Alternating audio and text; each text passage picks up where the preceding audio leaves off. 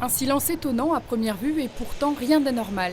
Ce camion de 44 tonnes est 100% électrique et vient de rejoindre la flotte de véhicules du groupe Maufrey, basé à Saint-Nabord et Éloie. Vous ne le verrez pas sur les routes vosgiennes, il va partir en région parisienne pour un des clients du transporteur vosgien.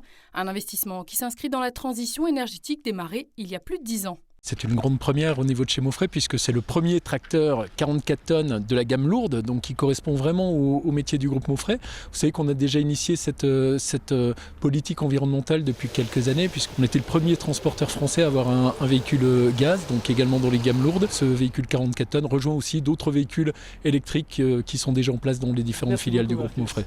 Ce poids lourd a été livré ce jeudi et il est le premier de la gamme à être immatriculé en France. Comptez entre 1h30 et 10h pour recharger les 6 batteries de 500 kg chacune. 3 tonnes donc au total qui permettront à ce camion de parcourir 300 km. Une distance qui répond donc à des besoins régionaux. Aujourd'hui, sur le territoire national, 45% des trajets effectués par les transporteurs se font sur un kilométrage moins important. Il va tracter une citerne cimentière. Donc il va charger au départ de Chelles dans le 77 et il va alimenter 2 sites. Le site de Tolbiac, qui est situé sur les quais de Seine dans le 13e arrondissement de Paris, et la centrale d'Alfortville. Donc c'est 2 centrales qui sont situées à une trentaine de kilomètres depuis le point d'expédition. Donc il devra réaliser à peu près 3 livraisons par jour, ce qui correspond à peu près à 200 km d'autonomie. Donc ça colle parfaitement avec ce que le véhicule peut délivrer. Ce camion conçu par Volvo représente un investissement important dont nous ne connaîtrons pas le montant exact, mais sa fabrication est 3 fois plus chère que celle d'un 44 tonnes diesel.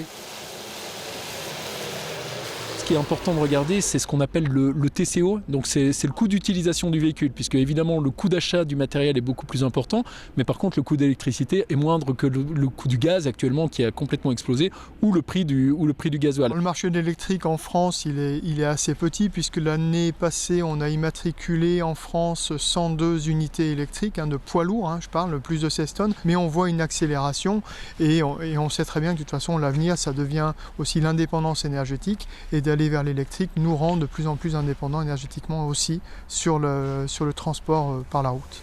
Volvo a pour ambition de proposer 50% de ses véhicules en 100% électriques d'ici 2030. Un cap environnemental certes, mais aussi un levier pour pérenniser le métier de conducteur. On peut parler de plaisir, c'est vraiment souple, silencieux. Et puis on a quand même cette puissance qui est là. C'est vraiment, on se sent serein. On n'a vraiment pas de bruit, ni à l'intérieur ni à l'extérieur, et puis pas de vibration, donc on a des camions qui sont performants et confortables pour les conducteurs. Et ça les attire indéniablement. Un point non négligeable pour attirer de nouvelles recrues à la Maufrey Academy. Le groupe, qui compte plus de 3000 véhicules et 4500 collaborateurs, ambitionne de former 2000 personnes chaque année sur le campus. Des apprentis qui peuvent dorénavant tester le 100% électrique. D'autres modèles devraient rejoindre la flotte de véhicules durant l'année.